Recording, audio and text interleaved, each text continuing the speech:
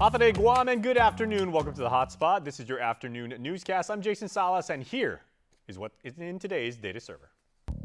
The menu, brought to you by King's Restaurant, always open, always local, and Ruby Tuesday Guam, home of the Fresh Garden Bar.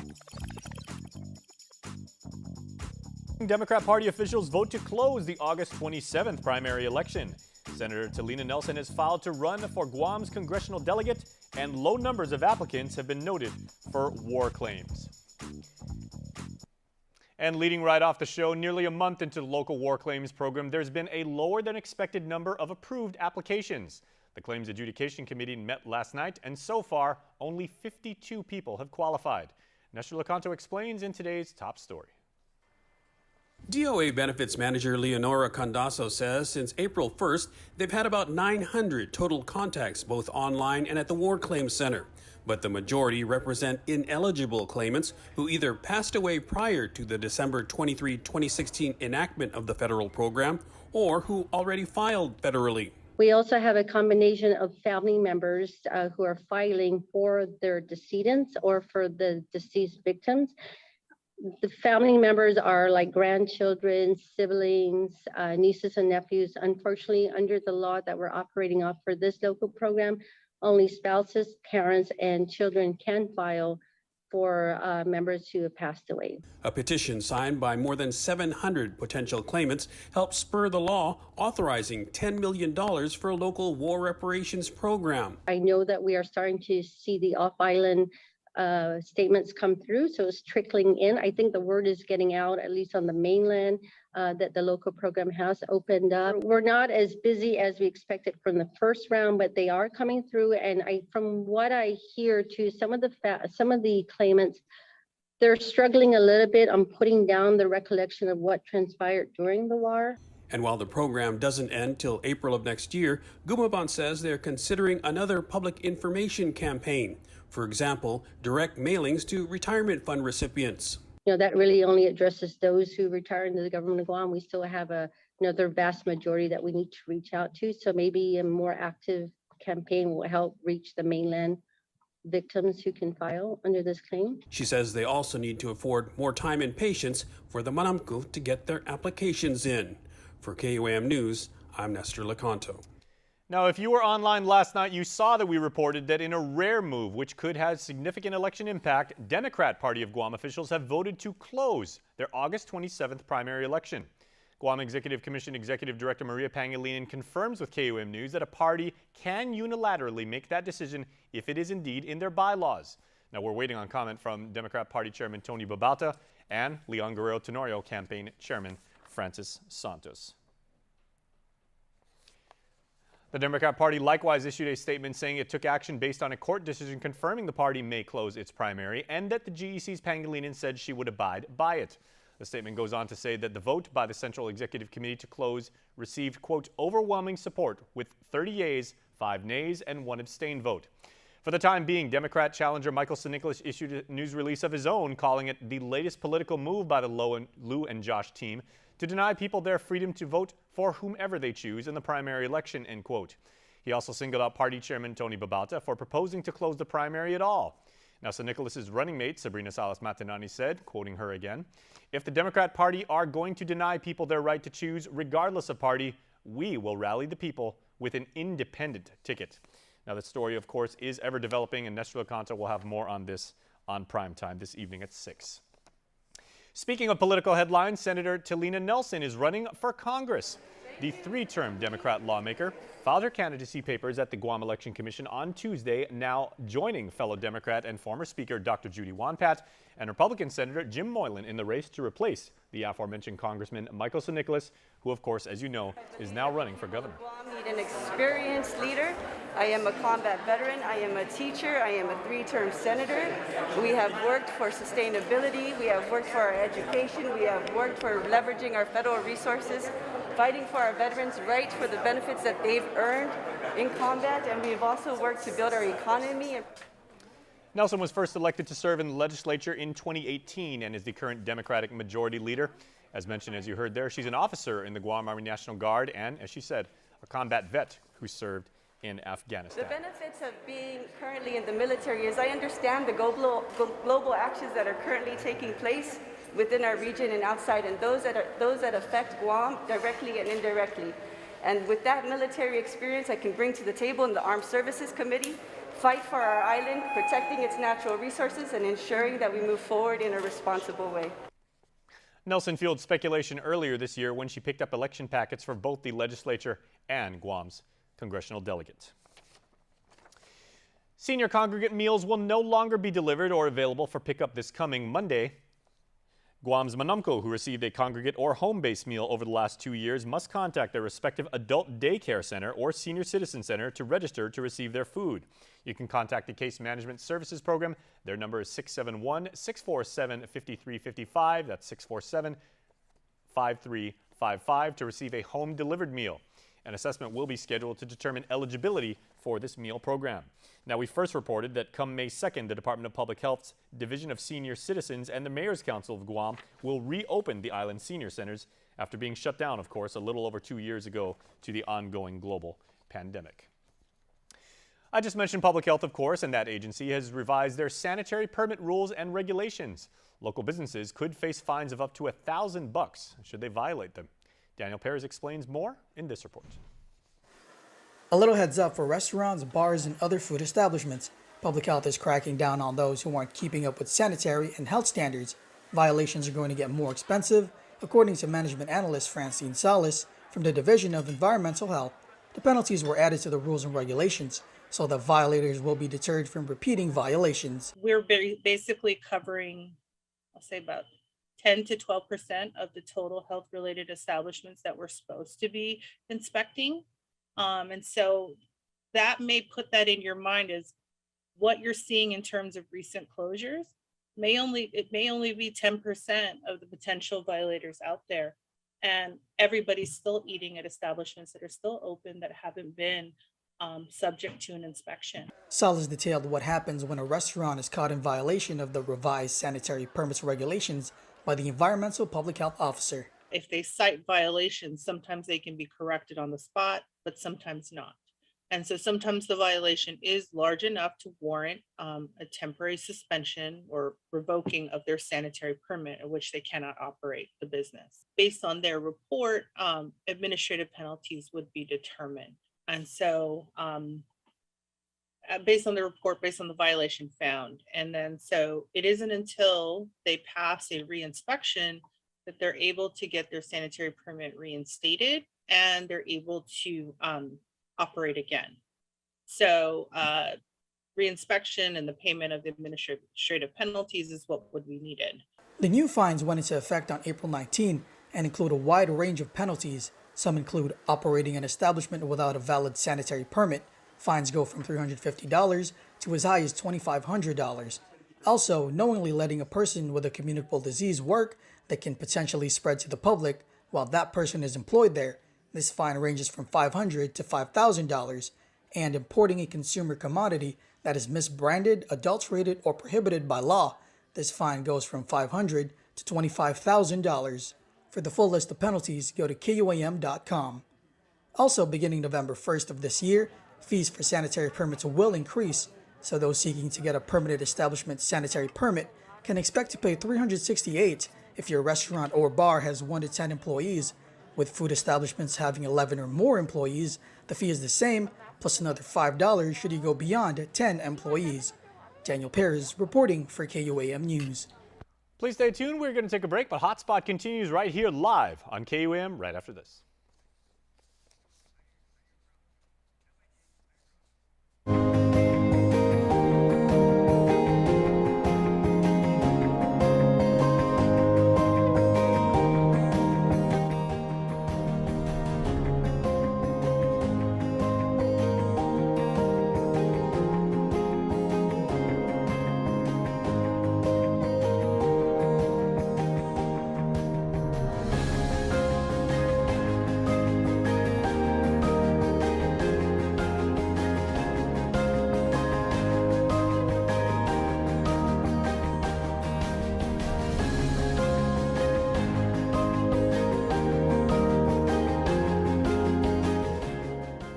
We're taking care of business with GTA on KUAM Digital. Tips and advice for your business to get more productive, efficient, and streamlined with pro tips, tools, and other services. We're navigating through the best practices in tech, operations, and beyond every month with the help of our friends at GTA on KUAM Digital. GTA, we start with you.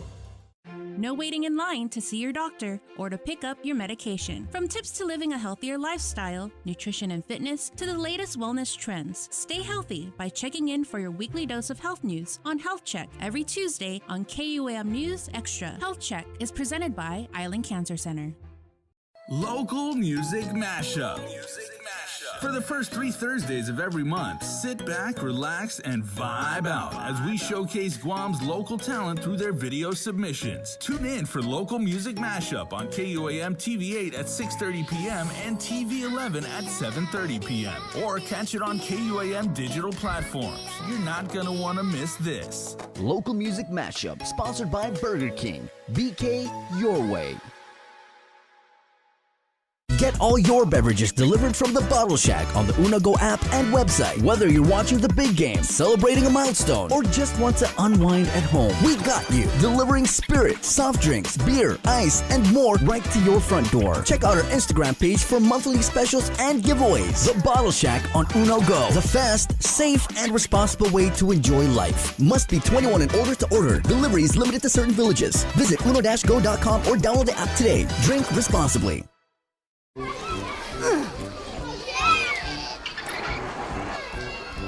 If you love them enough to crawl into a play place to get them to come down, then surely you'll check nhtsa.gov/the right seat to make sure they're in the right car seat.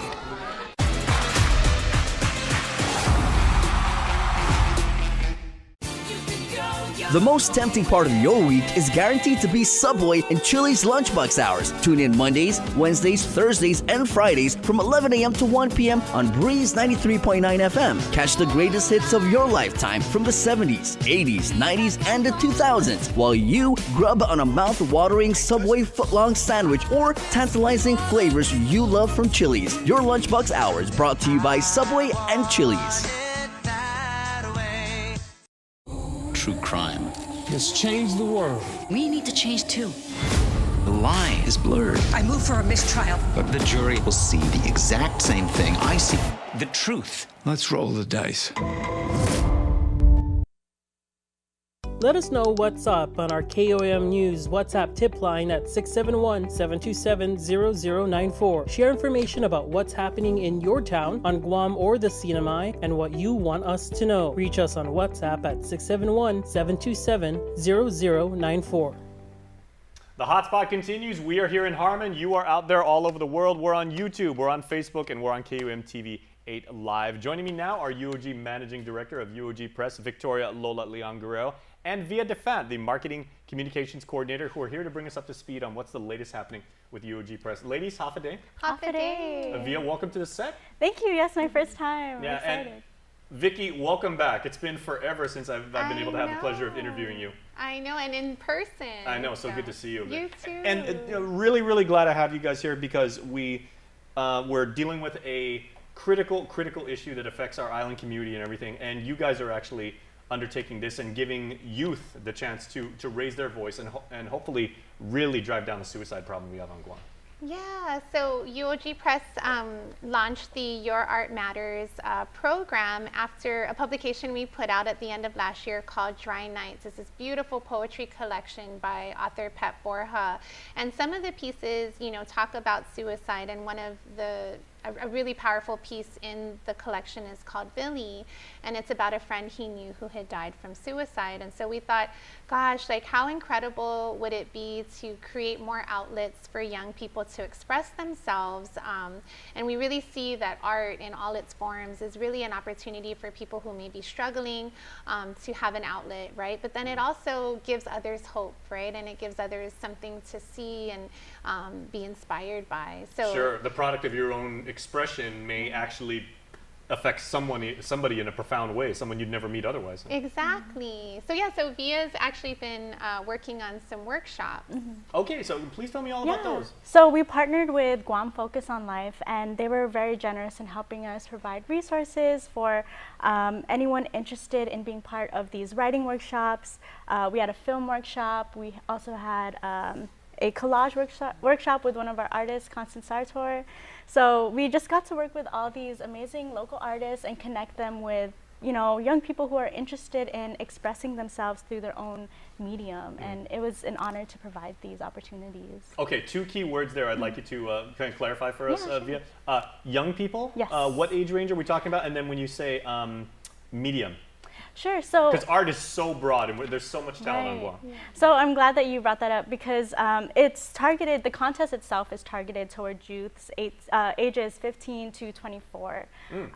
So even up to college age? Yes, but actually our workshop also, we opened it up to people who fall outside of that age range, and we had younger interested individuals and then older ones too, and it just kind of showed that this is really a universal issue. But we did want to target our young people because they are the highest at risk for suicide, and we wanted to, you know, show them that they're young but they have a voice and they have a lot to offer regardless of how old they are. Sure. And you know, art, and you talk about giving people a voice, art is subjective. Art is very, very individual. It's very unique and everything. Some people are better with the written word. Other people can draw. Some people might, you know, they want to record a podcast and just like get it out that way. So what forms are you accepting? So we have 5 categories. We have poetry, prose, illustration, photography, and film. And they are a bit broad because we want to give our submitters a chance to justify, well, not justify, to show what art they are using and how it is to them, how it's art to them. Yeah, so those are the 5 categories that our young people can choose from for submitting and potentially win something. Now, Vicky, as long as you've been involved with UOG Press, and how long have you been doing this project now? So we revived the press in June 2015, so 7 years. 7 years, lucky number 7. And maybe incredibly fitting because I would probably dare say, you know, you've done so many wonderful projects which have so much bearing on who we are as a people, where we came from, where we're going. This is a very, very real problem, and this is probably maybe your most important work to date. Absolutely, and really what we will be dedicating a lot of the next couple years to how do we empower youth through literature, through especially cultural literature. And so I feel like this project is a great jump start into a lot of initiatives that we have coming where we're hoping to distribute our books in every village and with community organizations that work with youth, because we really see them as a way to engage people in not just who we are, you know, as a community, but also who they are individually. How does that connect to them? How do these stories that are shared connect to their own stories? And so, yeah, it's really exciting to also be at a place where we have such tremendous resources, such beautiful books, and now the idea that they're going to get out into the community really makes me happy and excited for the future. Okay, now I must ask, because I was that shy, introverted little kid, right? That I said, you know, I can write a little bit, but I'm no Hemingway, or, you know, I can doodle a little bit, but, you know, like I'm no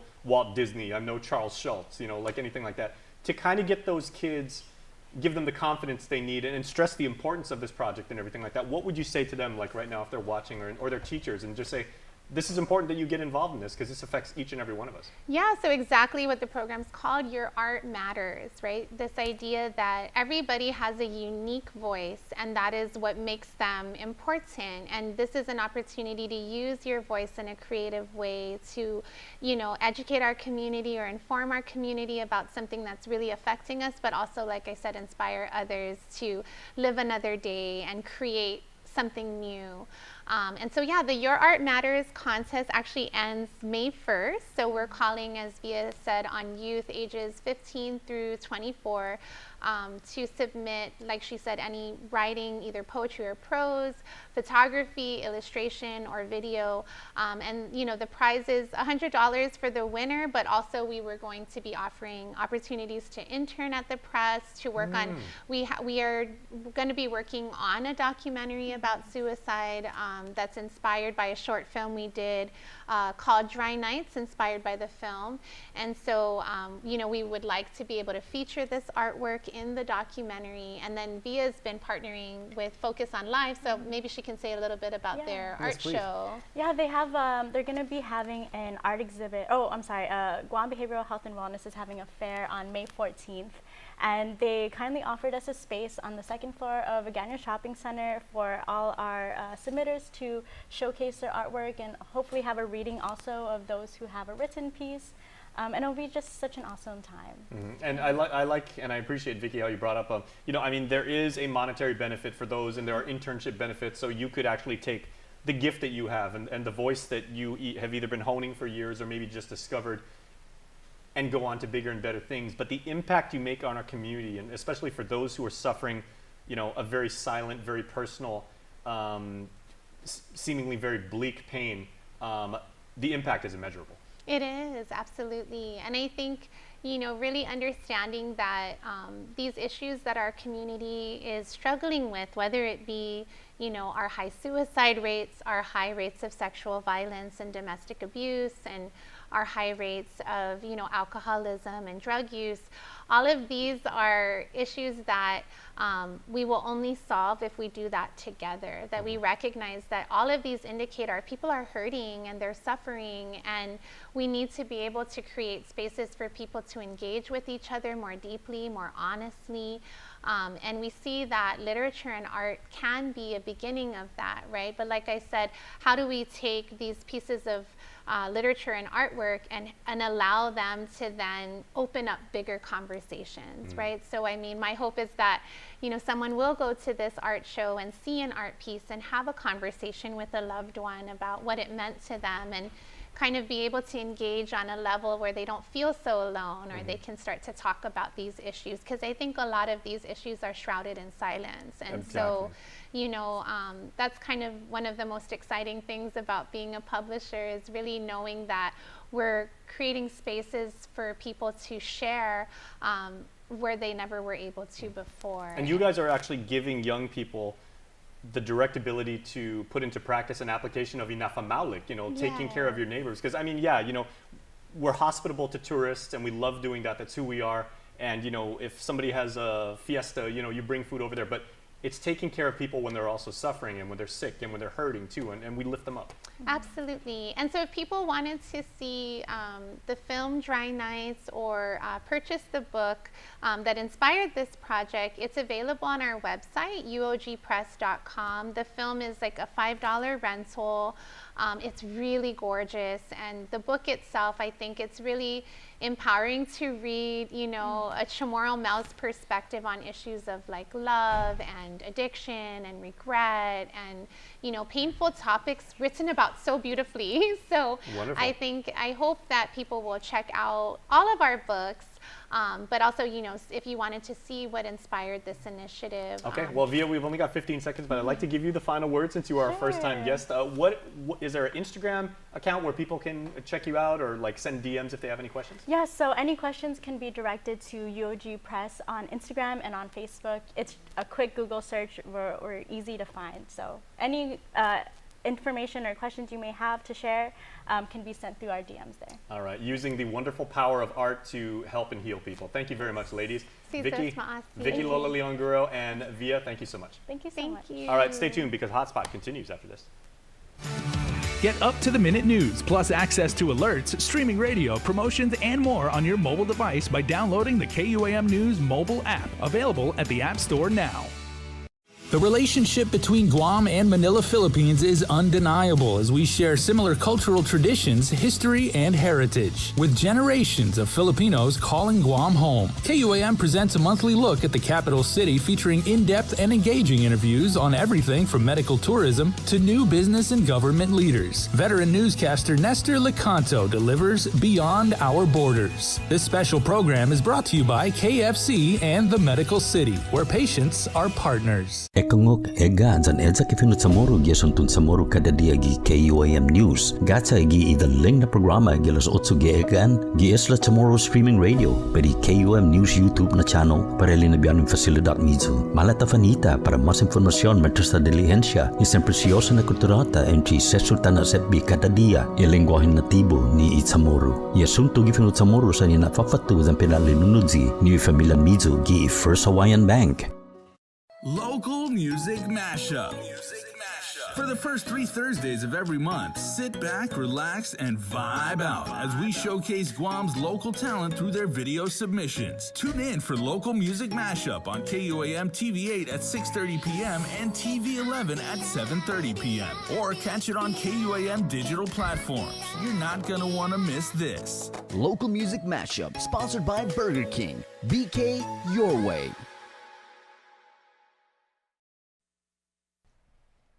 Welcome back to HotSpot, coming to you live from Harmon. The Department of Youth Affairs has a new deputy director as the governor announced the appointment today of Michael Weekly to the position. Now, according to a news release, he's a former legislative staffer for the Committee on Judiciary and Criminal Justice and the Committee on Education.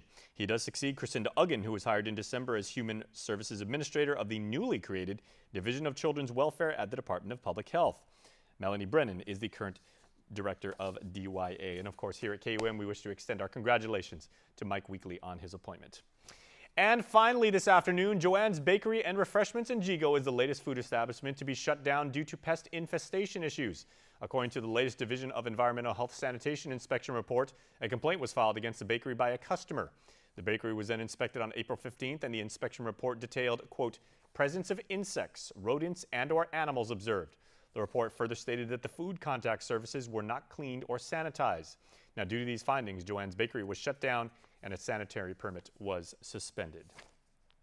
And on that note, we are going to wrap. It's been another wonderful episode of HotSpot. Everybody, please tune in tonight at 6 or check us out on KUAM.com 24/7 for the very latest Guam news headlines. We wish you a safe and pleasant afternoon. I'm Jason Salas. Adios.